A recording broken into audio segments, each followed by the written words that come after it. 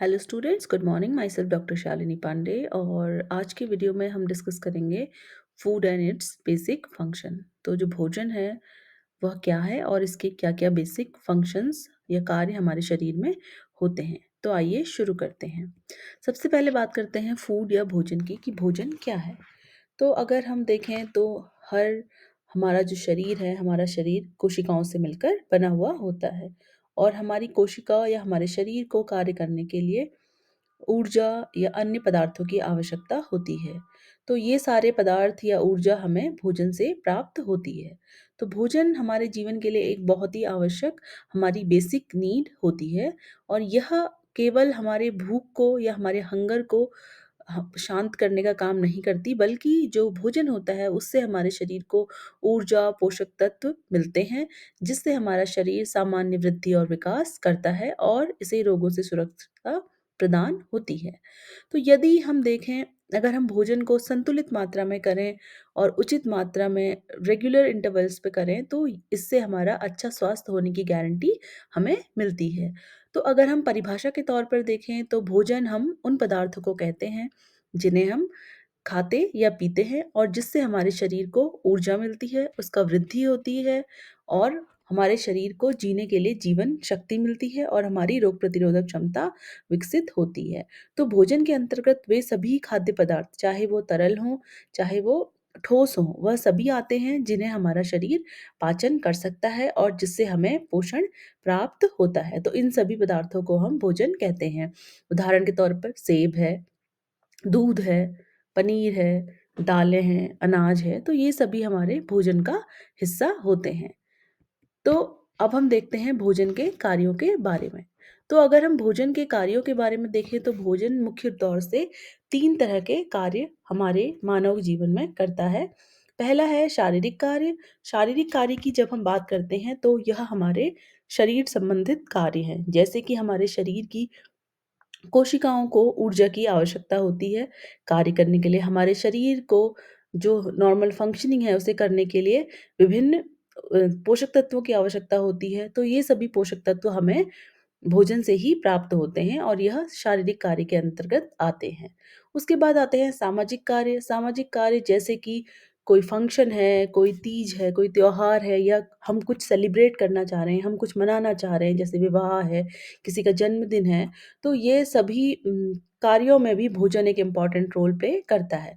तो हम भोजन के माध्यम से अपना जो प्यार है, वह लोगों को या समाज में या परिवार के साथ शेयर करते हैं। तो अपनी खुशियों को शेयर करने का एक माध्यम हमारे लिए भोजन होता है। तो सोशल गैदरिंग जितनी भी होती हैं, जितनी भी सामाजिक गैदरिंग्स होती हैं, उनमें भोजन एक इम्पॉर्टेंट रोल प्ले करता है। वह लोगों को एक साथ बाँध के या जोड़ के रखने का काम करता है। इसके अलावा भोजन का साइकोलॉजिकल कार्य भी होता है, जिसे हम कहते हैं मनोवैज्ञानिक कार्य। तो जब हम मनोवैज्ञानिक कार्य की बात करते हैं, तो मनोवैज्ञानिक कार्य के अंतर्गत आता है कि हमारी साइकी को कैसा फ़ील होता है। तो जब हम अच्छा खाना खाते हैं या हम भोजन करते हैं, तो हमें एक जो सैटिस्फैक्शन या कंटेनमेंट की जो फीलिंग आती है, उसे हम भोजन के मनोवैज्ञानिक कार्य के अंतर्गत रखते हैं।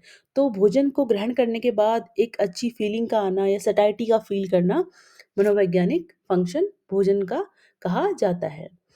तो अगर हम भोजन के शारीरिक कार्यों को थोड़ा और डिटेल में चर्चा करें, तो भोजन के शारीरिक कार्य में सबसे पहला कार्य जो हमारे शरीर में भोजन के द्वारा किया जाता है, वह है ऊर्जा प्रदान करना। तो विभिन्न जो पोषक तत्व भोजन में उपस्थित रहते हैं, जैसे कि कार्बोहाइड्रेट है, प्रोटीन है, वसा है, वह सभी हमें ऊर्जा प्रदान करने का काम करते हैं। अगर हम उदाहरण के तौर पर देखें तो 1 ग्राम कार्बोहाइड्रेट खाने से हमें 4 किलो कैलोरी ऊर्जा प्राप्त होती है। तो यह ऊर्जा हमारे शरीर की कोशिकाओं द्वारा अ, एटीपी जनरेट करने में उपयोग की जाती है, जिसके कारण हमारा शरीर विभिन्न कार्य कर पाता है। इसके अलावा जो दूसरा कार्य है भोजन का शारीरिक, वह यह है कि हमारे शरीर की वृद्धि और विकास के लिए हमें भोजन की आवश्यकता होती है। तो जब हम शारीरिक वृद्धि और विकास की बात करते हैं तो हमारी हाइट का बढ़ना, हमारे वेट का बढ़ना या हमारे ऑर्गन्स का मैच्योर होना, हमारी बॉडी में आरबीसी जो हैं, लाल रक्त कोशिकाएँ वो बनती हैं, तो उनको बनाने के लिए, तो जो भी हमारे शरीर में वृद्धि और विकास के कार्य होते हैं जितने भी, उन सभी में हमें उन सभी के लिए हमें भोजन की आवश्यकता होती है, क्योंकि भोजन हमारे लिए एक पोषक तत्वों का एक मेन स्रोत है या सोर्स है, जिससे हमारा शरीर वृद्धि करता है और विकास करता है। इसके अलावा भोजन का अगला कार्य है शारीरिक, हमारे शरीर को रोगों से सुरक्षा प्रदान करना। तो हमारे भोजन में जो विटामिन और खनिज तत्व हैं, वह मुख्य रूप से हमारे शरीर की इम्यूनिटी जो है, जो हमारी रोग प्रतिरोधक क्षमता है, उसे बढ़ाने का काम करते हैं। तो उस कारण से हमारा शरीर विभिन्न रोगों से, बैक्टीरिया से, वायरसेस से हमें सुरक्षा प्रदान करता है। इसके अलावा जो हमारे शरीर की जो शारीरिक क्रियाएँ होती हैं, जैसे कि पाचन है, अवशोषण है, श्वसन है, या फिर हमारी बॉडी में नए हार्मोन्स का बनना, एंजाइम्स का सिंथेसिस, तो इन सभी कार्यों के लिए भी हमें भोजन की आवश्यकता होती है। तो हमारे शरीर की जो दैनिक क्रियाएँ हैं, जैसे पाचन है, श्वसन है, या हमारा रक्त का परिसंचरण है, या नए हार्मोन्स का बनना, या ब्रेन के द्वारा सिग्नल्स को भेजा जाना पूरे शरीर में, इन सभी क्रियाओं के लिए हमें भोजन की आवश्यकता होती है। तो ये भोजन के कार्य थे, शारीरिक कार्य इन डिटेल। आइए अब जानते हैं कि हमारी डाइट या आहार क्या होता है। तो जब हम डाइट की बात करते हैं या आहार की बात करते हैं, तो किसी व्यक्ति द्वारा, किसी इंडिविजुअल द्वारा किसी एक दिन में जो भोजन किया जाने वाला, ग्रहण किया जाने वाला भोजन है, उसकी मात्रा को हम उस व्यक्ति का डाइट या उस व्यक्ति का आहार कहते हैं। तो अगर हम डाइट की बात करें, तो डाइट 2 प्रकार की होती है। एक होती है संतुलित डाइट या संतुलित आहार, और दूसरा होता है असंतुलित आहार। तो जब हम संतुलित आहार की बात करते हैं, तो आईसीएमआर के अनुसार जो हमारी 40% कैलोरी है या ऊर्जा है, वो हमें सीरियल्स और मिलेट से, अनाजों के द्वारा द्वारा प्राप्त करनी चाहिए, और 70% जो ऊर्जा है वो हमें दालों और फ्लैश फूड, जैसे कि अंडा, मीट, इनसे प्राप्त करनी चाहिए, और 10% जो एनर्जी है हमें वह मिल्क या मिल्क उत्पादों से प्राप्त करनी चाहिए।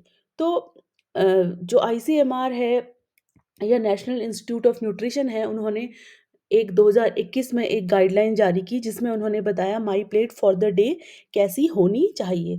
तो आईसीएमआर और निन का जो संतुलित आहार का मॉडल है, वह 200 kilo calorie per day energy requirement पर आधारित है, और यह मॉडल हमें बताता है कि जो हमारी, अगर हमें हर दिन या एक दिन में 200 किलो कैलोरी ऊर्जा की आवश्यकता है, तो उसका डिस्ट्रीब्यूशन किस प्रकार होना चाहिए। तो यह मॉडल कहता है कि अगर हमारे दिन भर में 200 किलो कैलोरी की आवश्यकता है, तो उसका 40% जो ऊर्जा है, वो हमें अनाज, जो फूड ग्रुप है, उससे हमें प्राप्त करना चाहिए। तो मैक्सिमम हम 240 ग्राम अनाज है, चाहे वो गेहूँ है या चावल है, इतना हम कंज़्यूम करना हमें चाहिए। दूसरा है कि 70% के बराबर या उससे ज़्यादा ऊर्जा हमें दालों या लेग्यूम्स है, मीट है, फिश है, अंडा है, इनसे प्राप्त करना चाहिए। तो लगभग 90 ग्राम के आसपास दाल या दाल का कोई विकल्प हमें प्रतिदिन अपने भोजन में शामिल करना चाहिए। उसके अलावा मिल्क और मिल्क से बने उत्पादों के लिए यह गाइडलाइन कहती है कि 300 ml मिल्क का सेवन हमें प्रतिदिन करना चाहिए। इसके अलावा वेजिटेबल्स के लिए अगर हम देखें, तो प्रतिदिन 350 ग्राम के बराबर या उससे ज़्यादा की सब्जियां, जो कि हरी पत्तेदार सब्जियां हैं, या कंद वाली सब्जियां जैसे आलू या अन्य सब्जियों को मिलाकर हर दिन की जो मात्रा है वो 350 ग्राम या उससे ज़्यादा होनी चाहिए। अगर फलों की बात करें, तो प्रतिदिन 150 ग्राम फल हमारी डाइट में, हमारी प्लेट में होने चाहिए, और नट्स और ऑयल सीड जो हैं वो हैंडफुल, मतलब एक मुट्ठी भर के जो नट्स एंड ऑयल सीड्स हैं, जैसे कि बादाम है, मूँगफली है, अलसी है, तिल है, ये सभी चीज़ें 30 ग्राम के आसपास हमारी प्रतिदिन हमारी डाइट का हिस्सा होनी चाहिए। बात करें फैट्स एंड ऑयल्स की, जैसे कि घी है, तेल है, बटर है, या वनस्पति ऑयल है, सरसों का तेल है, तो इन सभी से जो प्राप्त होने वाली ऊर्जा है, वो हमारी कुल ऊर्जा का 20 से 30% ऊर्जा हमें वसा के द्वारा प्राप्त करनी होगी या प्राप्त करनी चाहिए। तो मैक्सिमम जो वसा की जो रिक्वायरमेंट है, या वसा की का जो इंटेक है, वो 27 ग्राम के आसपास होना चाहिए। और जो अदर प्रोसेस्ड आइटम है, जैसे कि कोई नमकीन है, कोई चिप्स है, कुरकुरे हैं, बिस्किट्स हैं, तो ये सभी प्रोसेस्ड फूड है, या इंस्टेंट नूडल हैं, तो ये सभी जो प्रोसेस्ड फूड आइटम है, ये हमारी प्रतिदिन की एनर्जी का 10% से भी कम हिस्सा होना चाहिए। तो ये आईसीएमआर की एक आइडियल कह सकते हैं हम कि या रिकमेंडेड न्यूट्रिशियस प्लेट का डिस्ट्रीब्यूशन इस प्रकार से होना चाहिए। तो ये आईसीएमआर की न्यूट्रिशियस या रिकमेंडेड प्लेट है, जो इस प्रकार दिखती है। तो इस प्लेट में आप क्लियरली देख पाएँगे कि जो प्लेट का आधा हिस्सा है, वह फ्रूट्स एंड वेजिटेबल्स से कंसिस्ट करता है। तो हमारी जो दिन भर की प्लेट है उसमें जो 50% हिस्सा है वो हमारा फलों और सब्जियों के द्वारा आना चाहिए, और सिर्फ एक चौथाई जो हिस्सा है हमारा वह अनाजों जैसे कि गेहूं, चावल, मक्का, है ना, ज्वार, बाजरा, रागी, इन सभी के द्वारा होना चाहिए। और बाकी जो हिस्सा है वो पल्सेस, नट्स एंड सीड्स के द्वारा आना चाहिए। तो ये और हर दिन प्रतिदिन हर व्यक्ति को 300 ml के आसपास का जो दूध है उतना कंजम्पशन किया जाना चाहिए। तो ये आईसीएमआर की जो है रिकमेंडेड न्यूट्रिशियस थाली है, जिसका सेवन प्रतिदिन प्रत्येक व्यक्ति द्वारा किया जाना चाहिए। तो ये जो मॉडल है, व्हाट इंडिया ईट नाम की रिपोर्ट है जो आईसीएमआर निन ने बनाई थी, उसके आधार पर दिया गया है। तो ये जो रिपोर्ट है ये इसके अलावा यह भी सिफारिश करती है कि प्रतिदिन व्यक्ति को जो 8 खाद्य समूह हैं उन सभी खाद्य समूहों के भोजन को अपने जीवन में शामिल करना चाहिए।